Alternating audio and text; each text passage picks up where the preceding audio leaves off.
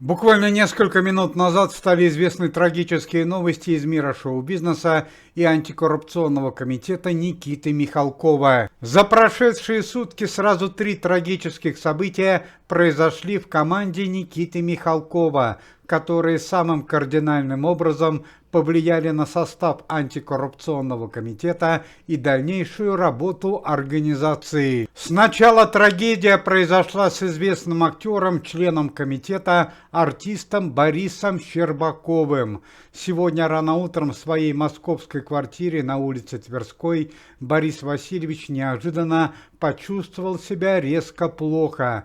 Подъехала скорая, и он был госпитализирован в реанимацию. Состояние Бориса Васильевича на данный момент диагностируется как тяжелое. Надо отметить, что Борис Щербаков совсем недавно только выписался из больницы и вновь угодил туда в тяжелом состоянии. По роковому стечению обстоятельств вновь в реанимации оказалась дочь главы антикоррупционного комитета Никиты Сергеевича Михалкова Анна Михалкова.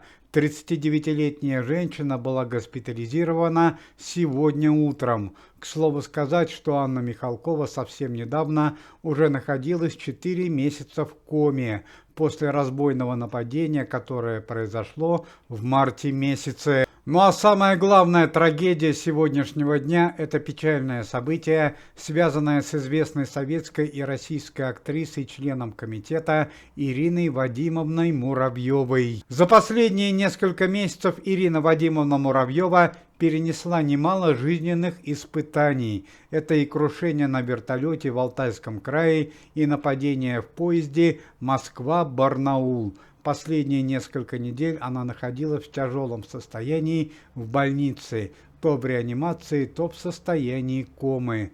Однако несколько часов назад поступила информация, что Ирина Вадимовна Муравьева, находясь в состоянии комы, перенесла клиническую смерть и остановку сердца. По словам лечащих врачей, на данный момент актриса находится на волоске от смерти и нет практически никаких надежд на благоприятный исход. На данный момент в больнице рядом с Ириной Муравьевой находятся многие члены антикоррупционного комитета и сын Ирины Вадимовны Муравьевой. К сожалению, даже в случае благоприятного исхода Ирина Вадимовна Муравьева уже не сможет работать в антикоррупционном комитете и выступать на сцене. Уважаемые зрители, если вы желаете выздоровления членам антикоррупционного комитета и поддерживаете их деятельность, то можете поставить лайк под видео и написать поддерживающий комментарий.